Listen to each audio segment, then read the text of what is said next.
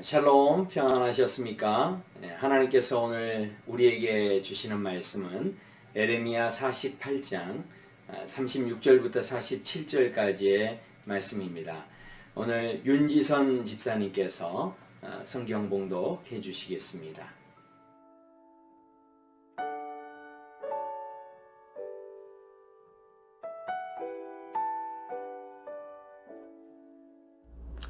그러므로 나의 마음이 모압을 위하여 피리같이 소리내며 나의 마음이 길헤레스 사람들을 위하여 피리같이 소리내나니 이는 그가 모은 재물이 없어졌음이라. 모든 사람이 대머리가 되었고 모든 사람이 수염을 밀었으며 손에 칼자국이 있고 허리에 굵은 배가 둘렸고 모압의 모든 지붕과 거리 각처에서 슬피 우는 소리가 들리니 내가 모압을 마음에 들지 않는 그릇같이 깨뜨렸음이라. 여호와의 말씀이니라. 어찌하여 모압이 파괴되었으며 어찌하여 그들이 애곡하는가. 모압이 부끄러워서 등을 돌렸도다. 그런즉 모압이 그 사방 모든 사람의 조롱거리와 공포의 대상이 되리로다. 이는 여호와의 말씀이니라. 보라, 그가 독수리같이 날아와서 모압 위에 그의 날개를 펴리라. 성읍들이 점령을 당하며 요새가 함락되는 날에 모압 용사의 마음이 상고를 당하는 여인 같을 것이라. 모압이 여호와를 거슬러 자만하였으므로 멸망하고 다시 나라를 이루지 못하리로다. 여호와의 말씀이니라. 모압 쯤이나 두려움과 함정과 올무가 내게 닥치나니 두려움에서 도망하는 자는 함정에 떨어지겠고 함정에서 나오는 자는 올무에 걸리리니 이는 내가 모압이 벌받을 해가 임하게 할 것임이라. 여호와의 말씀이니라. 도망하는 자들이 기진하여 헤스본 그늘 아래에 서니 이는 불이 헤스본에서 나며 불길이 시온 가운데 나서 모압의 살적과 떠도는 자들의 정수리를 사름이로다. 모압이여, 내게 화가 있도다. 그모스의 백성이 망하였도다.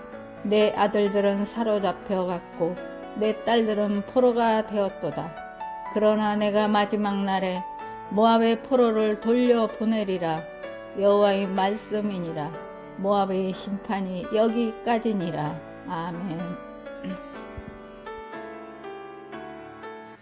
오늘도 성령 충만하시고 또 행복한 하루의 삶이 되시기를 축원합니다.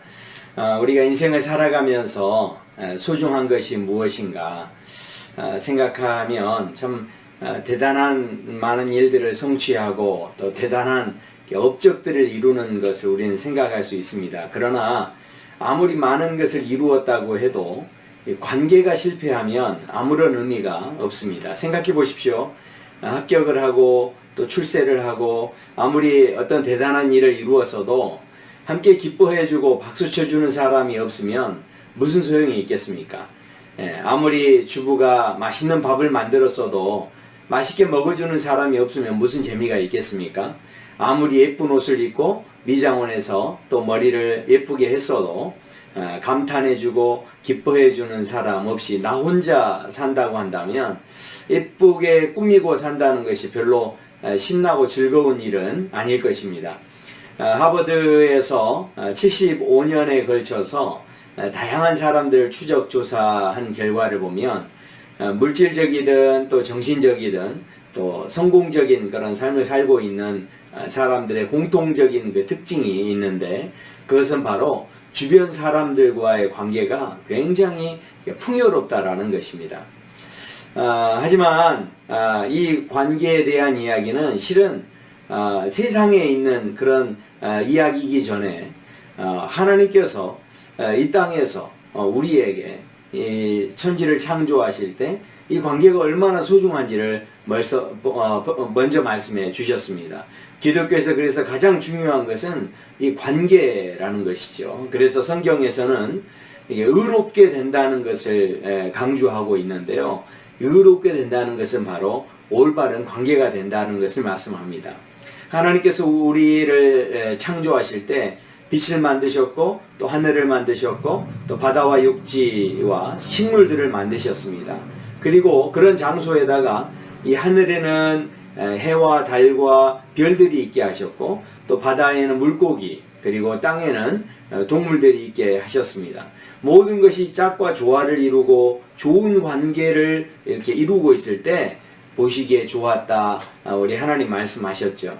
아담을 만드실 때도 혼자 사는 것이 좋지 않다라고 그렇게 말씀하시고 돕는 배필을 지어 주셨습니다. 그래서 아담은 하와를 보면서 이는 내 뼈 중에 뼈고 살 중에 살이다 그렇게 고백합니다. 이런 사랑의 관계, 이런 친밀한 관계가 참 하나님께서 보시기에 좋은 그 창조의 모습이었다라는 것이죠. 그러나 이 관계가 죄가 들어오면서부터 이 관계가 깨지기 시작합니다. 그런 의미에서 본다고 한다면 심판이라는 것이 무엇인가? 그것은 바로 관계가 깨지는 것을 말씀을 합니다. 오늘 우리는 계속해서 이 모압의 교만함 때문에 그들이 심판을 당하고 멸망을 당했다라고 하는 말씀을 묵상하고 있습니다. 결국 모압이 교만했다라고 하는 것은 결국은요 이 관계에 문제가 생겼다라는 것이죠. 그렇기 때문에 하나님께서 심지어는 이 피리 같은 소리를 내신다라고 말씀합니다. 36절에 보시면 그러므로 나의 마음이 하면서 하나님께서 마음으로 너무 슬퍼하시는데 피리 같은 소리를 내신다는 것이죠. 그러면서 이는 그가 모은 재물이 다 없어졌다라고 이렇게 말씀하는데 실은 재물이 없어진 게 중요한 게 아닙니다. 관계가 깨진 것 때문에 하나님께서는 마음 아파서 피리 같은 소리를 내신다라고 말씀합니다. 모압이 마음에 들지 않아서 버려지는 그릇과 같이 될 것이다. 그렇게 깨질 것이다. 이것을 또 38절에는 말씀을 합니다. 탄식 소리가 이어지고 또 슬픔이 가득하고 또 주변 사람들에게 조롱을 당한다라고 말씀하고 그 많은 사람들에게 공포의 대상이 되었다라고 말씀합니다. 결국은 이 모든 것이 이 심판의 그 특징이 무엇입니까? 사람들 안에서 서로 간의 관계가 깨어지고 있다라는 것이죠. 결국 그들이 자만했기 때문에 더 이상 회복되지 못하는 모습이 보여지는데 그것이 이제 42절에 소개가 됩니다. 모압이 여호와를 거슬러 자만하였으므로 멸망하였다. 그렇게 말씀하고 다시는 나라를 이루지 못하였다라고 말씀합니다. 결국은 무슨 이야기입니까? 질서가 세워지지 못했고 함께 관계하지 못했고 함께 서로 좋은 어떤 관계들이 더 이상 이루어지지 않기 때문에 나라가 이루어질 수 없다라는 것이죠. 그래서 그들이 두려움을 피하면 또 함정에 빠지고 함정에 빠져서 거기에서 나오면 또 올무에 걸리게 된다 하는 것을 43절과 44절에 계속해서 말씀합니다. 그래서 이 도망하는 사람들이 기진맥진할 수밖에 없다라는 것이죠. 그런데 놀랍게도 오늘 마지막 말씀의 한 구절에서 놀라운 회복의 말씀을 한 가지 하십니다. 마지막 절에서 이렇게 말씀하죠. 지금까지는 계속해서 심판을 말씀하셨는데 47절에 보면 그러나 내가 마지막 날에 모압의 포로를 돌려보내리라 라고 그렇게 말씀합니다. 모압의 심판이 여기까지이다 하는 것을 선포하는데 결국은 하나님께서 포로를 돌려보내주시는 상황이 바로 심판이 끝나는 때라는 것을 말씀을 합니다. 이것이 우리에게 주는 의미가 무엇이겠습니까? 결국은요, 집 나간 탕자가 마음을 돌이키고 돌아올 때 아버지가 기뻐하고 뛰어가서 다 안아주시고 그 전에 모든 깨어졌던 관계들이 회복되어 지고 있다는 것을 우리는 생각해 볼 수가 있습니다. 돌아간다는 것이 돌이킨다는 것이 얼마나 중요한지 모릅니다. 집 나간 탕자가 내가 하늘과 아버지께 죄를 얻었다라고 하면서 지금부터는 아버지의 아들이라 일컬음을 감당치 못하겠습니다. 나를 품꾼의 하나로 여겨주십시오. 이렇게 이제 자기가 고백하겠다라고 아버지를 찾아옵니다. 그러나 아버지는 아들을 돌아온 아버지를 절대로 품꾼으로 대우하지 않습니다. 이미 돌아왔기 때문에 돌아온 것만으로도 관계가 회복된 것이죠. 그래서 아들에게 가락지를 깨우고 옷을 갈아입히고 그 아들의 그 권위를 세워줍니다. 누가복음 17장에도 보면 10명의 나병 환자들이 예수님께 와서 제사장에게 보이라 했을 때 모두 다 가다가 치유를 받습니다. 하지만 돌아와서 예수님께 감사했던 사람은 한 명뿐이었습니다. 그러니까 무슨 이야기입니까? 진정한 회복은 병의 치료에 있는 것이 아니라는 겁니다. 돌아와서 하나님께 감사한 사람만이 진정한 관계가 회복되어지는 온전한 회복이 이루어졌다라는 것을 우리가 보게 됩니다. 하나님 안에서 우리가 이 돌이키고 돌아온다는 것, 그것이 바로 우리의 모든 심판을 끝내는 것이고, 그것이 바로 주님 안에서 이 관계가 회복되어지는, 심판을 넘어서게 되는 그런 놀라운 은혜의 삶이 될 수 있다라는 것이죠. 다윗이 고백합니다. 시편 23편에 그 노래는 실은 아무나 부를 수 있는 노래가 아닙니다. 목자와 양의 관계를 올바르게 알고 이해할 수 있는 사람만이 여호와는 나의 목자시니 라고 노래할 수 있다라는 것이죠. 내가 사망의 음침한 골짜기로 다닐지라도 내가 어느 자리에 있든지 해를 두려워하지 않을 것은 주께서 나와 함께 하심이라 말씀합니다. 왜냐하면 주의 지팡이와 막대기가 나를 안위하시기 때문이다 라는 것이죠. 결국 문제는 내가 얼마나 많은 것을 이루었느냐, 많은 것을 소유했느냐, 이것이 아니라는 것이죠. 오늘 이 심판의 말씀을 통하여서 우리가 다시 한번 이 땅에서 정말 하나님 안에서 심판받음으로 멸망의 자리까지 가지 않는 진정한 회복의 삶이 어떤 삶인가? 그것은 바로 관계가 회복되어지는 삶이다 하는 것을 말씀하고 있습니다. 저와 사랑누리교회 또 모든 성도 여러분의 삶 속에 시간이 가면 갈수록 이 주님과의 관계가 더 깊어지기를 소원하고요. 더 좋아지게 되기를 소원합니다.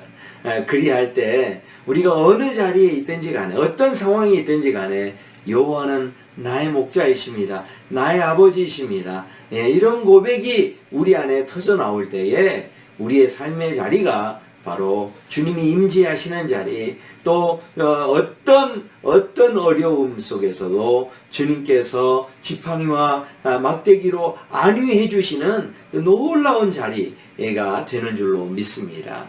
오늘도 주님의 이 귀한 은혜를 바라보시고 주님과의 관계가 놀랍도록 회복될 뿐만 아니라 우리 가족 간의 관계가 회복되기를 원하고요.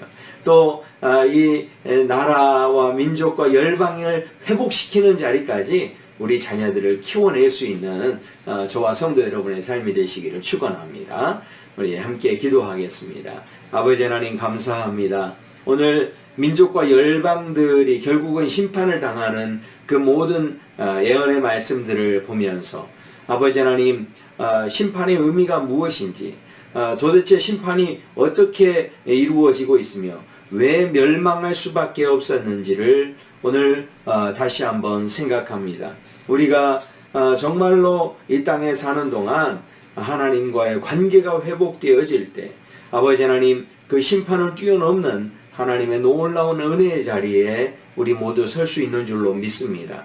아버지 하나님께서 함께 해주셔서 우리 사랑누리교회 모든 성도들의 삶이 시간이 가면 갈수록 또 주님과 더 깊어지고 더 좋아지고 또 주님이 보시기에 좋았더라 아버지여 또 그렇게 감동하시는 믿음의 삶이 되어지도록 우리 모두를 붙잡아 주시옵소서. 특별히 이 땅과 이 민족 이 열방을 불쌍히 여겨 주시옵시고 우리의 서로의 모든 관계들이 회복되어지도록 저희들에게 겸손한 마음을 주시옵소서. 감사하며 예수님 이름으로 기도드립니다. 아멘. 네, 오늘도 행복한 하루 되십시오. 샬롬.